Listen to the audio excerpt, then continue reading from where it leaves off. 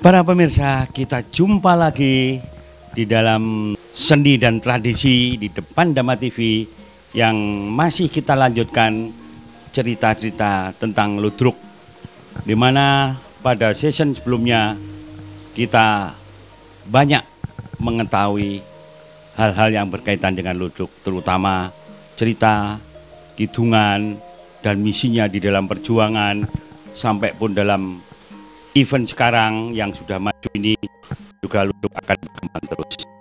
Saya nyuwun tulung Pak Profesor Hendrikus dulu sebagai pendamping saya kali ini, yang juga Pak Kadam tokoh ludruknya, yang juga Pak Teguh sebagai ahli ludruknya. Katuran Pak Profesor, monggo ngidungaken menapa ingkang pun kersakaken. Monggo. Karena Profesor Hendy ini ahlinya di bidang ludruk, maka tentunya ngidung juga bisa. Monggo, aturan. Sebenarnya ngitung kurang pandai, tapi ya kalau lawaran malah bisa.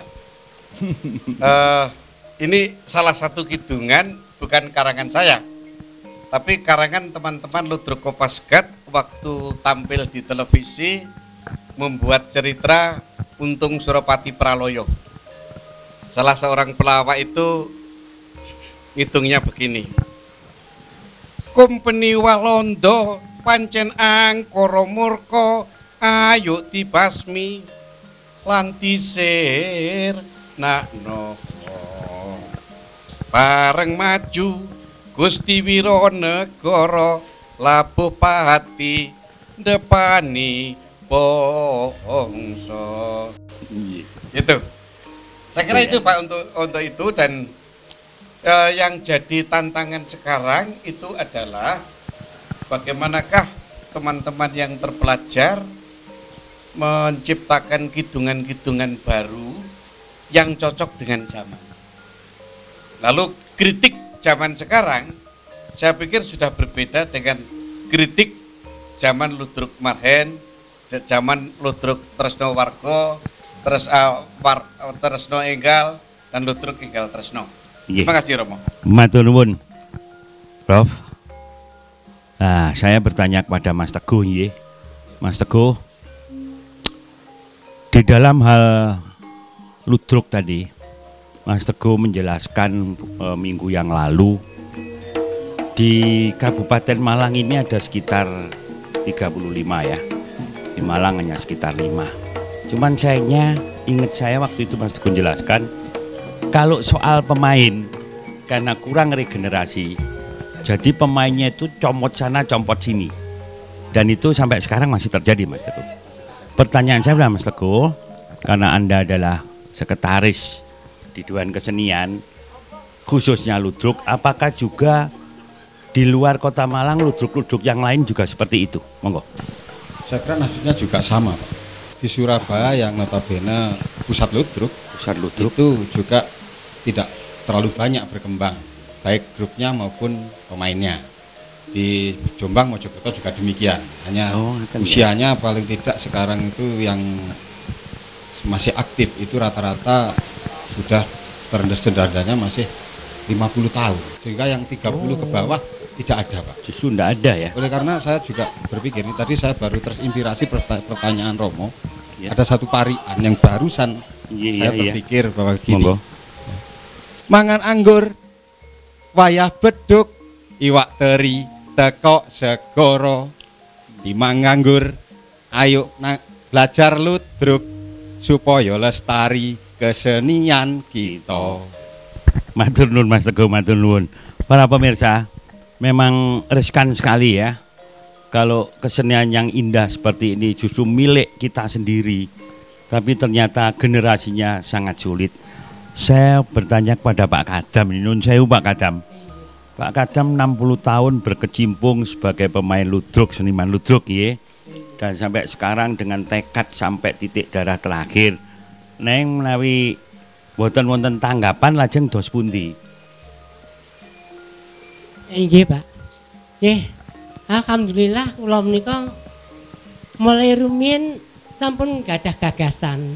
Menawi ngludruk kemawon damel napa mencukupi anak dan istri. kalau ludruk itu waktunya tidak tampil mesti nggih keloro-loro. Nggih mboten sampai tidak gampangnya tidak nempur begitu. Makanya saya mulai dulu sudah punya gagasan itu untuk keluarga saya supaya tetap makan setiap hari. Saya memang sudah budidaya untuk bertani. Jadi di samping ludruk saya bertani kecil-kecilan. Ya tidak mencukupi keluarga, ya itu tambelannya ludruk. Kadang-kadang juga dapat, kadang-kadang sampai torok gitu ludruknya. Tambang ludruk itu sekarang itu torok. Kadang-kadang umpama saya berangkat itu membawa ali-ali, pulangnya ali-ali itu hilang. Hilang. Saya makan sendiri waktu saya ngeludruk, ikut rombongan gitu. Saya jual untuk makan. Nah, makanya saya sekarang sudah tidak kaget. Umpama saya tidak ngeludruk, saya masih bertani begitu. Oh, ngaten nggih, Pak. Memang belajar. Mulai dulu saya ngeludruk, hasilnya ludruk saya sewakan sawah untuk tambelan saya ngeludruk. Tapi sekarang ada sisa sedikit-sedikit untuk sisa tuak. Saya untuk mencukupi kebutuhan sehari-hari. Begitulah Romo. Matur nuwun, matur nuwun para pemirsa. Ya, keluhan seorang seniman. Dan ini tidak terjadi hanya pada seniman ludruk. Seniman-seniman kita yang lain juga mengalami yang sama. Nah, tentunya dalam keadaan seperti ini kami sangat mengharapkan pemerintah itu tidak hanya berbicara tentang seni, tapi ikut terjun langsung bagaimana menghidupi para seniman. Jangan kemana-mana para pemirsa, tetap berada di depan Dhamma TV. Terima kasih para pemirsa masih tetap berada di depan Dhamma TV dalam tema seni dan tradisi yang cerita tentang ludruk itu semakin indah. Karena sudah diawali tadi dengan betapa sengsaranya sebagai seniman. Bahkan kalau main pun hanya undangan, ludruk sana, ludruk sini. Yang dari cerita Mas Teguh lagi, tadi para seniman itu rata-rata umurnya udah 50 tahun ke atas. Saya kepada Profesor Dr. Henrikus Supriyanto ya, Prof. Sebagai, saya anggap tidak hanya mempelajari, meneliti, tapi sebagai pembina juga. Pak Profesor, apakah selama ini ada sumbangsi pemerintah di dalam ikut melestarikan khususnya ludruk? Monggo, katuran. Gini Pak, pemerintah ada perhatian. Oleh karena itu setiap sebulan sekali di Taman Krida Budaya Malang itu ada pertunjukan ludruk. Jadi dana dari pemerintah ada. Tetapi metodenya yang saya pikir harus disempurnakan. Karena seniman dari daerah itu diundang, disuruh main ludruk. Setelah pertunjukan selesai, seniman dibayar, selesai. Seperti tanggapan. Hanya itu ya. Permasalahannya nggak cukup itu. Mestinya seniman diberitahu pertama kualitas seni pertunjukan tadi itu baik atau tidak. Terus yang kedua, saya pernah usul sekarang ini sudah tiba waktunya garap ludruk di televisi. Belum berhasil. Dulu rencananya dengan Mas Bawon, tapi beliau wafat. Permasalahan pokok kenapa ludruk tidak bisa masuk televisi, senimannya terlalu banyak tradisional, mereka tidak mampu mengendalikan waktu, membuat satu lakon 45 menit tidak bisa. Ngeremo 7 menit itu sulit. Sedangkan satu kata kunci dalam seni televisi itu apa? Durasi. Ya. Bagaimana membuat seni pertunjukan satu lakon Pak Sakera waktunya 50 menit sudah berkali-kali dibuat, tetapi jatuh bangun permasalahannya seniman belum siap. Nah oleh karena itu saya pikir kalau akan menggerakkan ludruk ada beberapa tahapan. Pertama yang sudah tua sudahlah biarkan saja main di panggung pertunjukan 6 jam Pak. Nah dari pertunjukan 6 jam berubah ngeremo 45 menit jadi 7 menit, bingung Pak. Jadi penari ngremonya harus angkatan baru. Ludruknya, senimannya harus angkatan baru. Oleh karena itu di kampus Surabaya sekarang sudah ada ludruk kampus. Ludruk kampus iya. Nanti bulan Desember nanti ludruk Universitas Negeri Surabaya akan pentas di Taman Krida Budaya itu. Malang ya. Malang. Iya. Tetapi juga kembali kampus itu juga penyakit, Pak. Iya. Semester pertama sampai semester ke-6 adik-adik itu kita latih. Semester ke-7 berai main ludruk, persiapan nyusun skripsi. Selesai. Lulus dari universitas minggat. Bubar ludruknya. Bubar lagi. Lalu dosen seni, guru seni itu selalu bahasa Jawanya mangan hati itu, Pak. Mangan hati. Jadi dibutuhkan memang ketangguhan. Nah, saya pikir itulah yang harus ada gerakan menyeluruh, baik dari masyarakat, dari pemerintah, maupun dari lembaga pendidikan demi pelestarian ludruk, Pak. Nggih, matur nuwun, Prof. Nggih, para pemirsa, memang sulit ya kalau kita bahas masalah peran serta pemerintah. Walaupun kadang-kadang bahasa mereka lestarikan budaya bangsa, lestarikan budaya bangsa. Itu hanya slogan kosong. Karena fakta di lapangan semua mengalami kesulitan. Saya lanjutkan pada Mas Teguh ya, Mas Teguh ya. Tadi seakan-akan ada fasilitas pemerintah bahwa setiap bulan dimainkan ludruk. Kebetulan Kota Malang mempunyai gedung yang namanya Taman Krida Budaya yang milik Jawa Timur ya Mas ya. Lah itu di dalam rangka setiap bulan diselenggarakan ludruk itu dari tingkatan apa Mas Teguh? Yang dipentaskan di Taman Krida Budaya itu Iya. umum. Umum. Jadi grup-grup ludruk yang ada di kabupaten kota se-Jawa Timur. Ya. Hanya saja tempatnya dibesarkan di Malang dengan menggunakan fasilitas Taman Krida Budaya. Nggih, dan nun sewu pemainnya ya cakrupan seperti tadi. Ada beberapa yang memang utuh. Artinya memang pemain itu dalam satu organisasi, Dalam satu kelompok. Tetapi tidak menutup kemungkinan juga banyak juga yang comotan.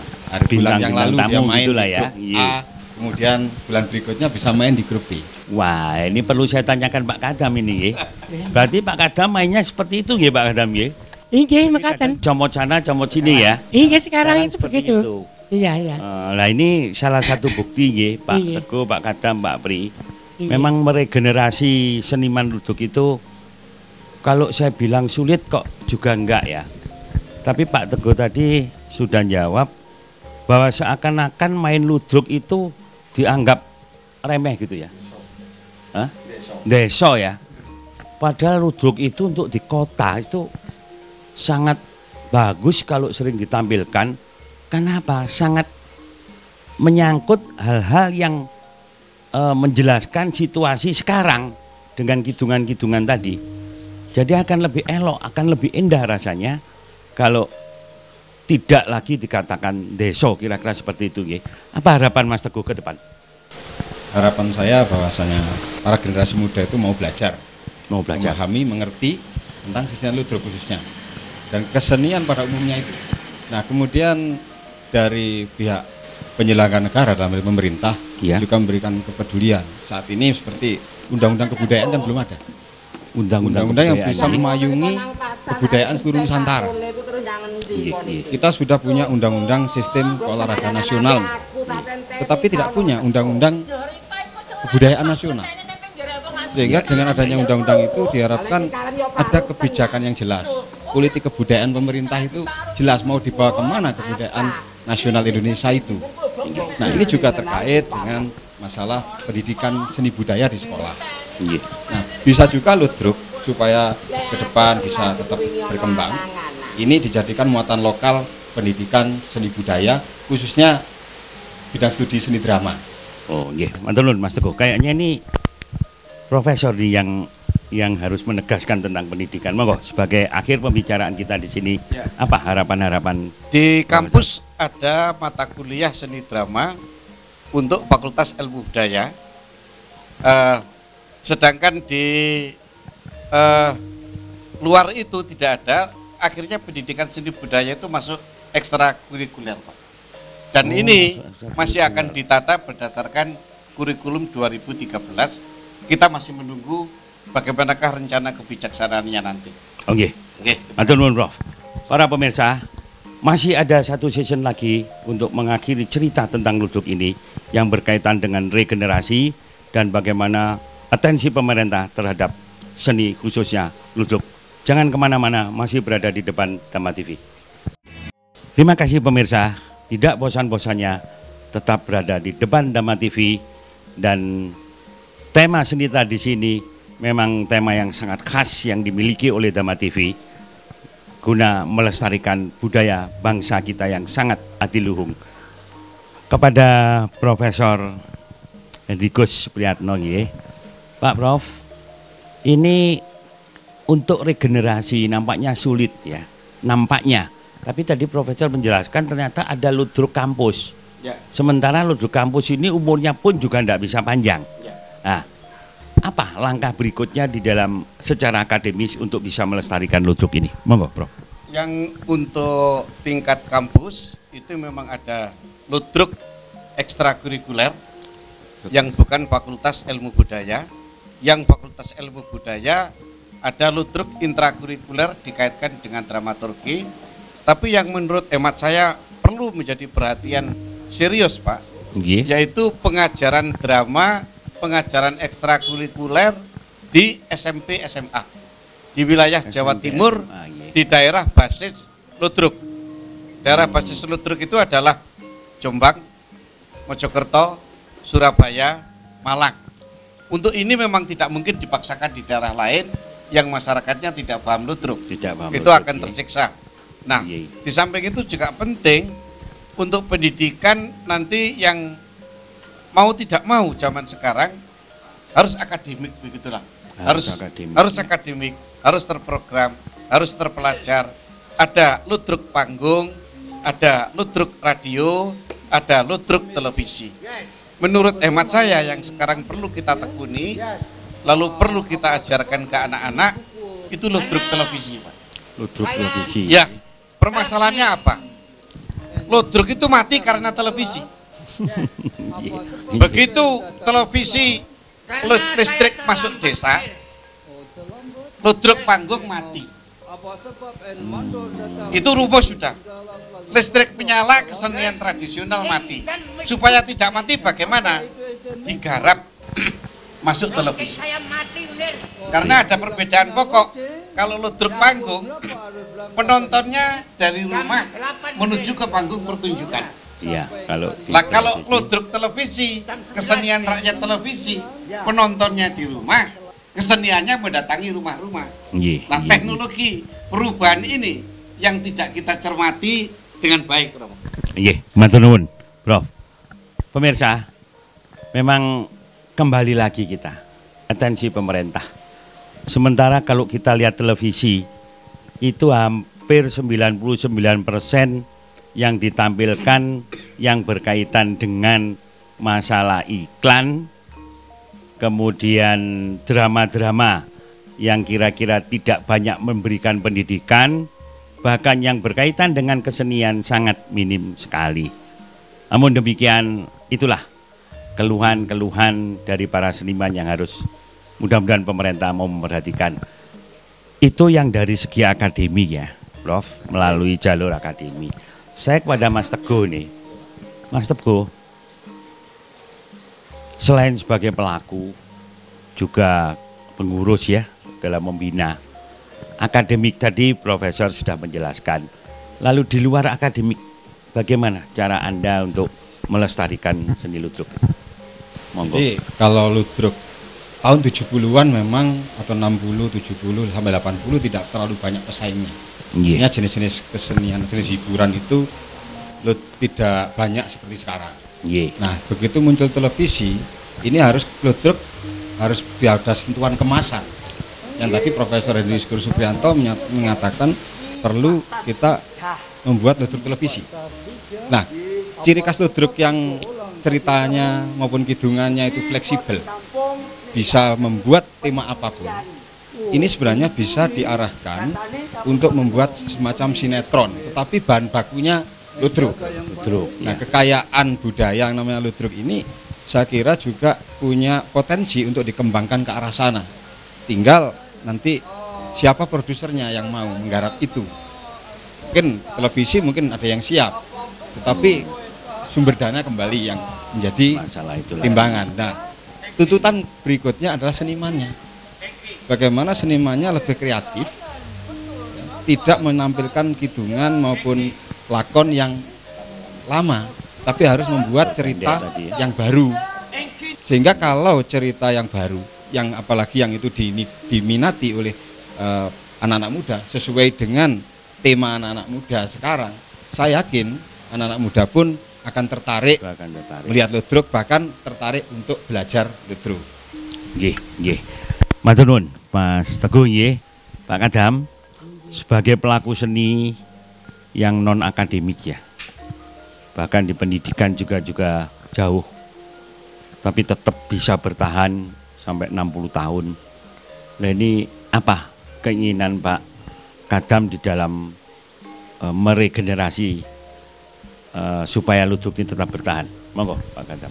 Sebetulnya juga banyak ludruk-ludruk yang sudah dikemas begitu rupa, sampai-sampai dikolaborasikan dengan apa saja, dengan jalan kepang, dengan campur sari, juga dengan dangdut. Tapi orang-orang ludruknya yang sudah hampir habis, yang mempertahankan ludruk itu juga sudah tua-tua dan ekonominya sekarang sudah terdesak. Sampai-sampai tidak bertahan untuk mengeludruk. Karena kalau 1 bulan, 3 bulan, 4 bulan tidak punya tanggapan, dengan sendirinya anak dan istrinya akan berabe, Pak. Begitulah. Sampai-sampai orang-orang tidak mau mengeludruk. Makanya di kampung pun, padahal dulu itu seperti jamur. Berdukulan kalau waktu rendeng, banyak sekali yang belajar ngeludruk. Tapi sekarang sudah tidak ada orang belajar ngeludruk. Jadi ludruk itu akan habis begitu saja, Pak, dengan situasi yang sekarang ini, kedesak ekonomi, dan anak cucu kita tidak mau menonton ludruk, ludruknya sendiri tidak mau mengembangkan, soalnya orangnya terdesak ekonomi. Sekian, Pak. Nggih, matur nuwun Pak Kadam. Para pemirsa, emang keluhan sebagai seorang seniman sangat riskan sekali kalau kita tidak mau ikut cawe-cawe. Namun bagaimanapun juga yang namanya ludruk itu adalah seni tradisional milik bangsa Indonesia. Walaupun sampai detik ini UNESCO belum ada pengakuan. Tentunya para pemirsa, setelah mengenal apa tentang ludruk ini dari 3 minggu kita bahas, saya harapkan juga para pemirsa juga tidak bosan, tidak ngeremehkan, bahkan tidak menganggap bahwa ludruk itu ndeso. Jadilah bangsa Indonesia yang mau kembali kepada jati diri melalui seni dan budayanya. Sampai di sini pertemuan kita, saya akhiri. Hayu, hayu, hayu, rahayu ingkang pinanggih.